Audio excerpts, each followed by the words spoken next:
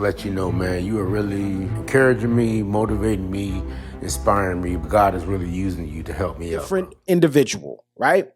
So you're giving advice, you're talking about giving advice based upon what you think that you would do. What you think, that's the key word. What you think that you would do. You may not do it. You don't know until you're in that situation. So, but I tell people, it's cool if you want to encourage them, right? But the person is going to do what they want to do regardless.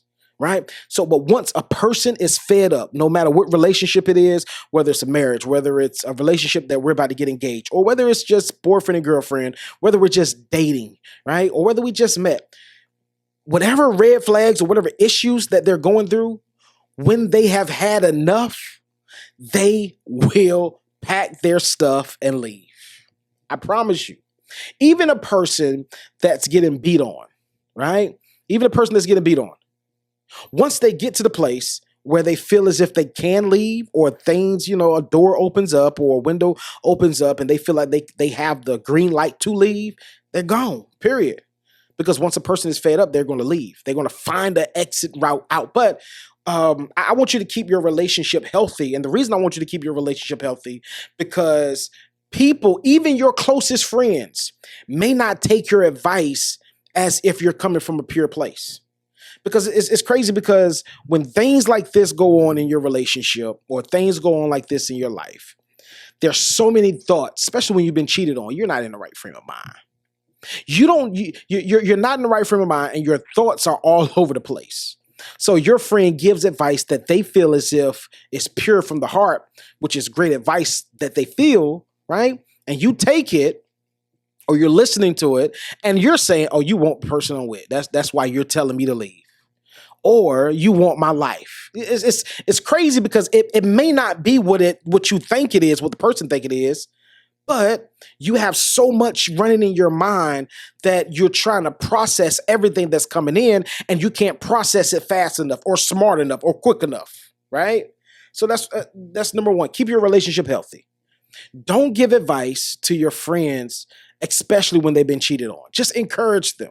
Like, if you need to cry on my shoulder, you can cry on my shoulder. Like, if you need somebody to talk to, I know it's going to get difficult. Cool, just give me a call. No matter what time of the day it is, no matter what time of night it is, give me a call. I'm here for you. You want to go out to eat? Let's go. You want to take a ride? Let's go. I'm here for you.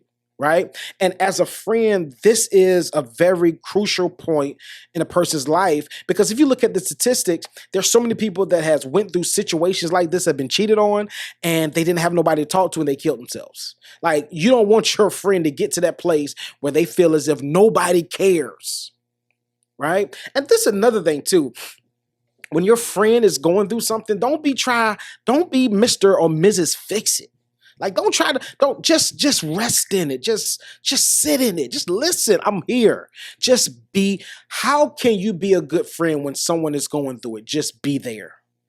Period. Just be there. I don't need you to give me no advice. And technically speaking, your friend may not be that bold enough to be like, "Hey, I don't need your advice. Like, I just want you to be here as a friend." They may not say that, right? But in their mind, they're like, "Listen, just shut up. Just listen. I'm hurting right now. I just want to cry. I just want to vent. I just want to complain. That's it.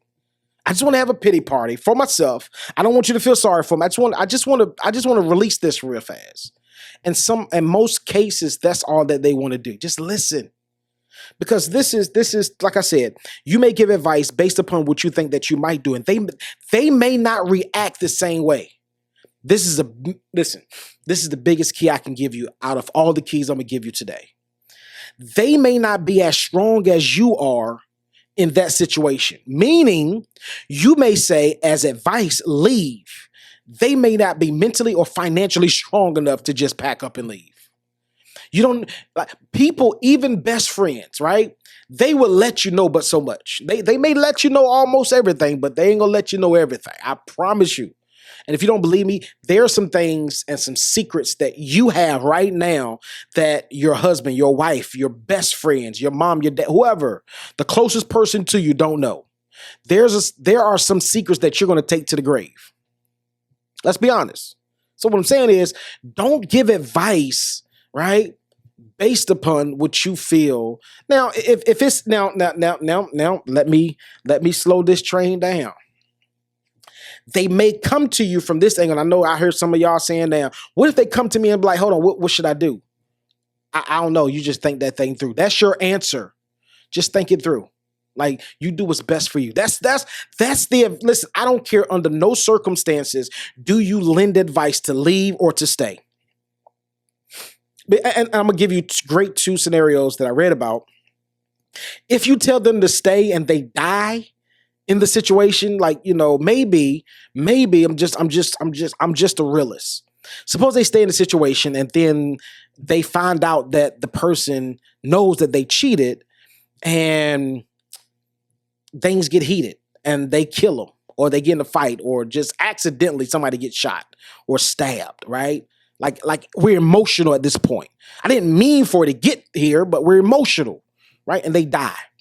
You would feel bad as a friend knowing that you gave them the advice to stay and they stayed and this was the end result. You don't really know what happened fully. You're going to assume, but you told them to stay. And then once it comes out that the person killed them, you're like, shucks, I should have kept my mouth shut. Or you tell them to leave and they leave and then something worse happens.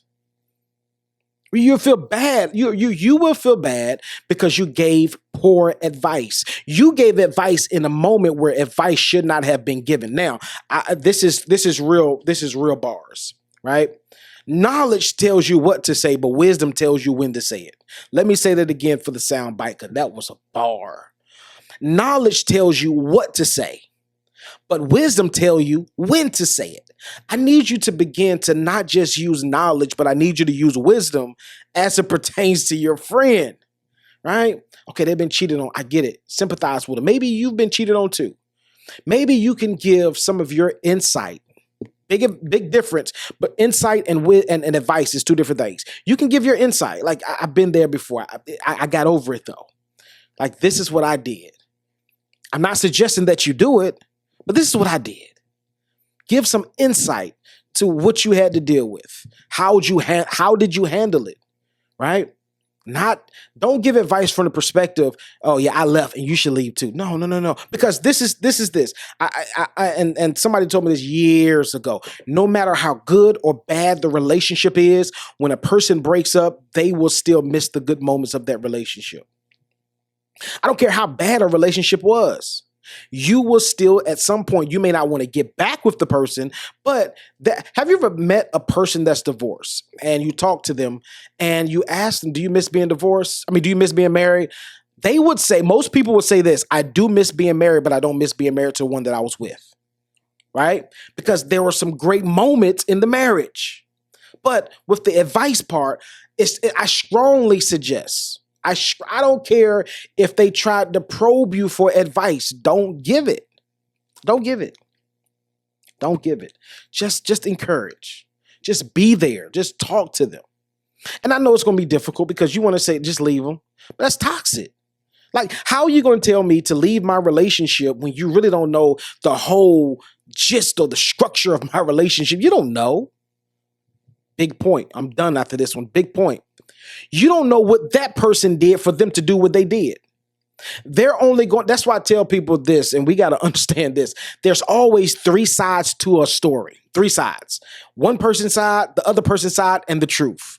Have you ever noticed that the people that tell their side of the story always leave out certain details? Or they may lie about certain things in their story that they're telling, right? They may fabricate it some way or somehow. And sometimes it's intentional, sometimes it's not intentional, but it's always three sides to a story. Their side, the other person's side, and the truth. So they may be leaving out some intricate details about why this person cheated. They cheated because they found out that I was cheating. Now here it is, you done gave some advice to leave, but you didn't know the major point that they were cheating first. They just kept it on the hush because they didn't want it to ruin it.